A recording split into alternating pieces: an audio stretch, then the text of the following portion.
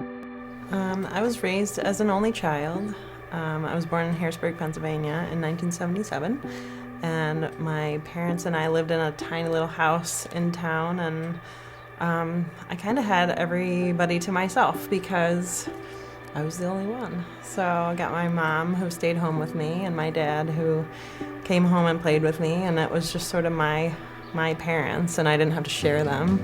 When I think about my relationship with my dad, I remember things in his life that definitely weren't perfect, but I think my overall feeling when I remember him and growing up with him was that I never had to impress him, that he was always proud of me, just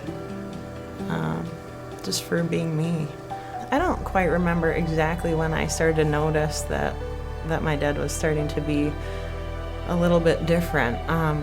He had a head injury earlier in his life, but he had some substance abuse issues later in his life and got into a car accident and had a really severe concussion. And a few years after that, I think that my whole family started to notice changes in how he was. So I think it was around Christmas time, a couple of years before he passed away, that he started to fall. He would come over to our house and shuffle around, and he was very unsteady on his feet, and he started falling. And I think my mom and I both knew that we had reached this break point of how we could take care of him, and my mom started looking more into long-term care for him.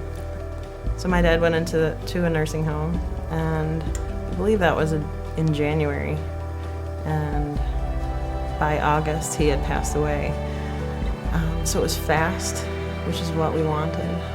We didn't want him to suffer. By the time he passed away, he couldn't speak to us. He was barely awake.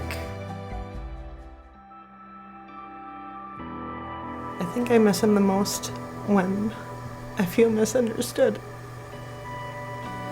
I miss him the most when I think that he would be proud.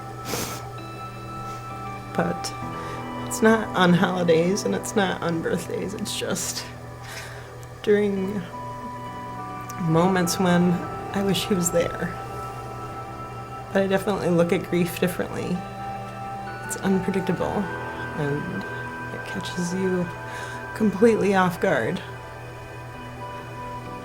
I think that there are moments when I feel like, oh, he would love to be here for this. I think that I know a little bit better what Christ felt like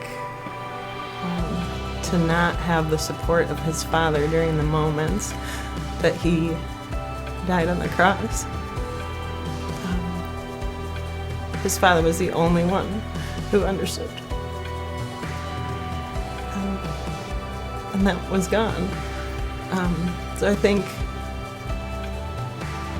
it just makes me so much more thankful because Christ knew what was coming and he did it anyway.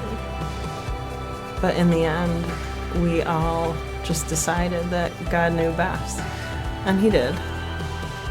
Despite it not being okay right this second, I know that in light of eternity, it is well with my soul because of Christ and because this isn't the end and I'll see my dad again.